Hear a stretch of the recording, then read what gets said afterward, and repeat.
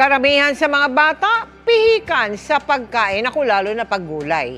Kailangan pa man din yan ng kanilang mga katawan, para hindi sila sakitin at mas maging aktibo sa pag-aaral. Kaya ang GMA Kapuso Foundation, hindi lang nagpapakain ng mga batang undernourished sa Gainsa sa Camarines Sur, kundi namigay rin ng vegetable seeds sa kanilang mga magulang. Payak ang pamumuhay ng pamilya ni Rosalie sa bayan ng Gainsa sa Camarines Sur.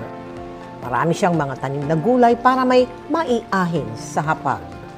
Mahalaga raw kasi sa kanya na laging may masustansyang pagkain, lalo na't para ito sa kalusugan ng kanyang mga anak. Kumukuha po ako ng mga pananim na itinanim ko po. Meron na po kaming ulamin. Bawas na sa gastusin, masustansya pa po. Problema lang niya sa tuwing umuulan, nababaha ang kanilang mga pananim.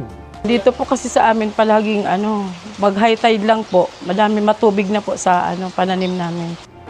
Kaya nitong Hunyo inilunsad ng GMA Kapuso Foundation ang Give a Gift, Feed a Child project sa Gainsa. Layo nating mabigyan ng tamang nutrisyon ang 300 undernourished na bata sa lugar, kabilang ang anak ni Rosalie. Bahagi ng proyektong ito ang gulayan sa bakuran. Katuwang ang Department of Agriculture ng Gainsa, tinuruan natin ang mga magulang na magtanim para tuloy-tuloy na may mapagkunan sila ng masustansyang pagkain para sa mga bata. Ang kadalasan pong problema dito sa Gainsa, pag umuulan, bumabaha. And part of the urban gardening is the vertical farming. Maglalagay na lang tayo ng mga sabitan para makapagtanim. I-recycle lang yung mga like pet bottles, mga sirang palanggana. Pwede na yung gamitin as pots. Namahagi rin tayo ng mga seedlings bilang panimula.